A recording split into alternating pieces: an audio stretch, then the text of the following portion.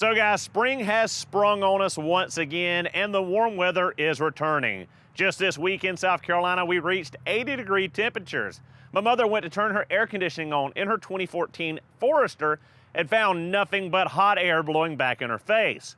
Got the car over here, done the diagnostics, and we have the parts ready to go to fix this new AC issue that's common amongst the newer Subarus.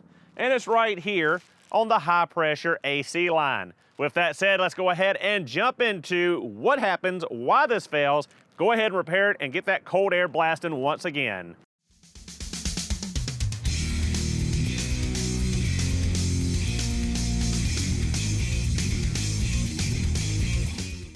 All right guys, so as I said in the intro, our issue here is this high pressure line on the AC system. This is a new common failure point for the AC systems in the newer Subarus. Let's say the mid-teens up to the 20s models, the F-Series engines, most of the Forester, Crosstrek, Impreza, etc., even the Outbacks have this system where the high pressure line comes from the back of the compressor to the condenser and gets very close to the battery. The issue here is different from the prior common issue on Subaru AC systems. The older Subarus, like mid-teens back to the 90s, they had issues where the O-rings that sealed the high pressure and low pressure lines at the compressor would shrink from age, dry rot, and start leaking your refrigerant out, and your system would not work. The new issue is this high pressure line, and mainly because it comes so close in contact to your battery. Well, it doesn't contact, but it comes very close, a finger's width here. So the issue here is people not being careful when removing and installing the battery.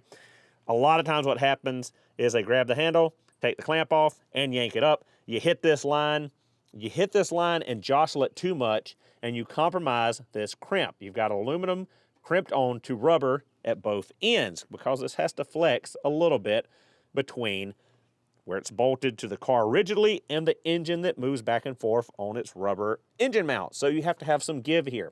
But if you deform this hose too much or you impact it, you can compromise this crimp joint and cause a leak.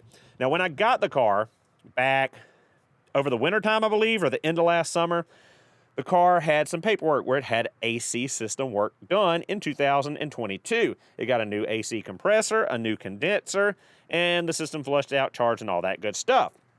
When I first got the car, I noticed there was a bunch of buildup on this high-pressure hose. And I kind of just said, you know, whatever, because there was some oil spillage and leakage. We did the reseal on the top side of the engine, the PCV union, all that good stuff, cleaned up a bunch of stuff. I just cleaned the hose up, didn't think anything of it. It was wintertime, and we weren't using AC at the time anyway, so I really couldn't test to see if it worked or not. That should have been my red flag that, hey, there's buildup on this hose, there's likely a leak on this hose. Because this hose is at the top of the engine, nothing is leaking down on it. Any kind of oil accumulation, which you can see glistening right here, and as I rub my fingers across it, there's a lot of oil built up on this hose, and that's from these crimps leaking refrigerant oil and refrigerant out of the system. There's a lot of buildup down here, and there's actually some buildup down here on the coolant reservoir where it's been dripping down. Now, yesterday when I actually diagnosed the issue, I was able to get a little bit of green refrigerant dye on my finger from this, but it's pretty much all wiped off now, but you can still see that glisten of that refrigerant oil. So the main thing here is you just got to go through and replace that high side hose and be more careful and cognizant of it and not deform it and beat it up and compromise that crimp. Our new part number, or our new hoses part number, is 73424SG000. Now, it's pretty easy to replace. You've got a 10mm headed bolt here and a 10mm headed bolt down here. Pop it on there, draw a vacuum on the system, leak test it, and shoot your recharge of refrigerant in, and you're good to go. I put a charge in it yesterday, confirmed that the compressor was working, the system was cooling, pulled the charge back out, and we are drained out, ready to replace this hose now. Before we start on this, a little bit of a safety PSA, talk about some PPE. You always want to have safety glasses when working on refrigerant, working on air conditioning systems. This stuff is under high pressure. Normally this one is completely drained out and no pressure on the system, but it can take your eye out. It can blind you. Also, a good suggestion is to wear some gloves because this refrigerant can burn you, give you frostbite, etc. I'm not going to be wearing them today. Of course, because the system is completely empty, so no real concern there. But always be super careful working around air conditioning systems. These systems are under extremely high pressures, even static, just sitting not running. You're about 100 psi on both sides of the system. When you do run the system, your high side pressures can shoot up to 300 psi. So it's very dangerous. You don't want to take these lines loose when the system's charged. Also, this isn't super DIY friendly unless you have an AC recovery machine or know someone that does or can take it to a mechanic to recover your system before you work on it. It's kind of a pain. So you have to recover that refrigerant. You got to do it the right way. You either have to do it with your own machine or take it to someone to have it drained out. And then you can follow along with this repair with a set of manifold gauges and a vacuum pump. It's pretty straightforward from there, but just wanted to put that out there. With that said, let's go ahead and start getting this torn down, replace that line, and get this car blowing some cold air once again. So guys, sorry about the lighting conditions. Normally I work later in the day, so there's not such harsh shadow and light, but I gotta get this done, and we're gonna go ahead and knock it out. So first off, what we're gonna do is take our cap off of our low side line, and we're gonna hook our AC recovery machine up. And I'm gonna go ahead, once I get the new line out, and hook up the high side hose coupler to it as well. The reason I do that is because when we get started on this, we want to minimize the amount of time that our system is open to atmosphere. We have a desiccant, a dryer in our condenser that will absorb moisture from the system. Now, when you have the system open to atmosphere, humidity in the air can get in there and it can fill up that desiccant. You don't want to fill your system full of water, and you don't want to ruin your desiccant in your dryer assembly. So you want to go as fast as possible and get it under a vacuum as fast as possible to boil and draw that moisture back out of your system. So you want to work with a little bit of haste, but don't go so fast you make mistakes. So all we have up here is a 10mm headed bolt, and this line will pop right off up here. Down here is a little more buried. I think all we have to do, if I remember correctly, is pull off the coolant reservoir, and we should be able to get a ratcheting wrench onto the other 10mm at the connection to the condenser and pop that out. Then all we gotta do is put a little bit of AC lubricating oil on the O-rings, slide them in, and tighten those bolts back down, and start our vacuum pump going. So I'm gonna go ahead and pop this coolant reservoir off here. There's a little plastic tab you push in. And once you push that in, you should be able to pop out your reservoir just like so. And again, you see where that refrigerant oil was leaking onto this reservoir from the end of that line where that crimp was compromised. Let's set this out of the way. Set it up right so it doesn't spill coolant everywhere. Now with that out of the way, we should have access to the bolt head for our connection, and we just barely do. And I'm not going to be able to get the camera in here to show you, but again, it's just a little 10mm headed bolt. So since that's the most difficult one to get at, we'll probably go ahead and start by taking it loose first and save our easy one for last. So we'll just get down here on this 10mm headed bolt and take her loose. Now there is some gross foam around this line in the condenser. It's used to channel the air through the condenser and the radiator so it's not splaying out and going around through the engine bay. You want to direct that flow the right way. So just be careful of that. You don't want to get any of that old foam or dirt knocked into the condenser or the new line when you're fishing it down in there. So just be wary of that. So our bolt is out. Set that right there. Top bolt. Pop that out. Set that right there. Got our new hose ready to go. We'll pop our covers off the ends, just like so. Put a little bit of refrigerant oil on our O-rings, help them slide in. We are all lubed up, ready to go. Go ahead and pop our top connection off right there. And wiggle out the bottom.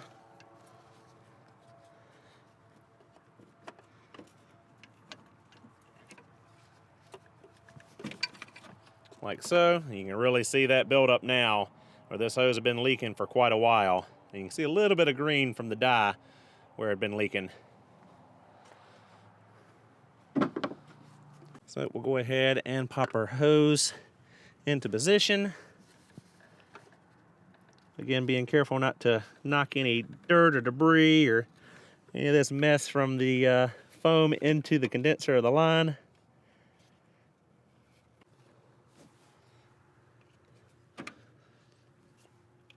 Pop our other side in, start our bolts.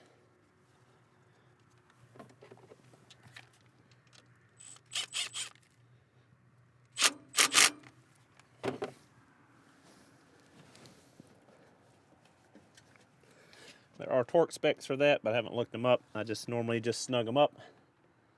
And you should be good to go. I will display the torque specs on screen though for those of you that would like to torque it with torque wrench to the factory specs.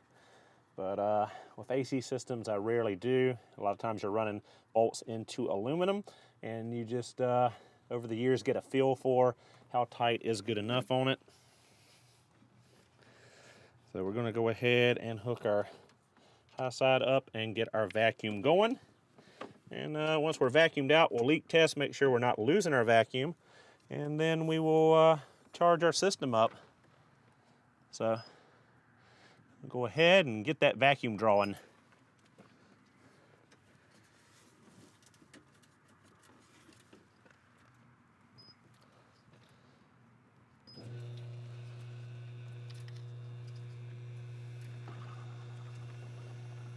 All right, guys, so we vacuumed the thing for about 20 minutes, did a leak test, and it has passed, holding good vacuum on the system.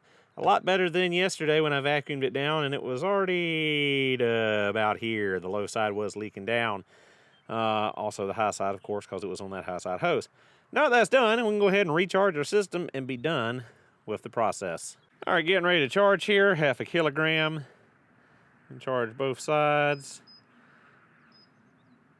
And we're going to exit that real quick because I do want to inject some oil. Normally they ask beforehand because we did lose some oil. We don't know how much, but we're going to put an ounce of oil in it just to be on the safe side.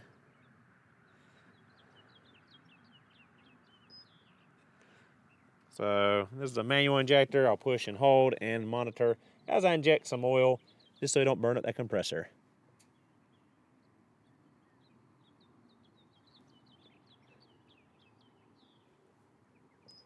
And good. Now we've injected some oil. Now we'll go ahead and do that 1/2 kilogram charge.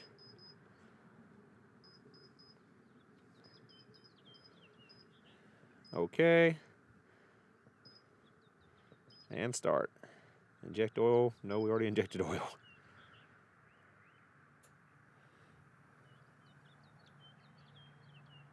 All right, charge complete. Time to equalize our hoses. So we'll disconnect our high side hose, leave that low side hose connected, start the air condition AC max, and when it tells us, we'll remove the low hose, and it'll draw all of what's left in the hoses back in the system. So we'll go ahead and pop our high side off.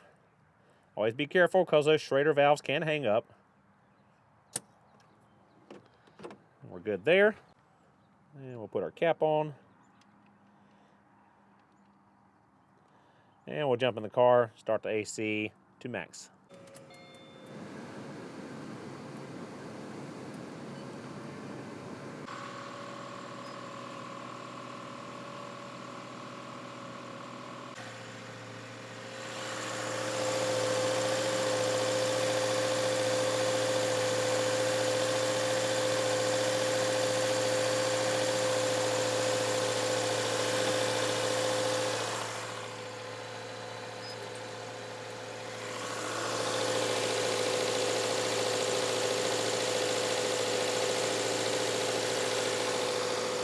All right, guys, we'll let our system run and see how cool we pull down to. Go on a test drive and make sure we are getting adequate vent temperatures. So, guys, just going on a test drive really quickly. We're getting about 38 degrees, 39 degrees vent temps on this thing. And I say that's pretty good. And again, we passed our leak test. Nice cold air coming out of the vents. I'd say that's a confirmed fix. We are all done here.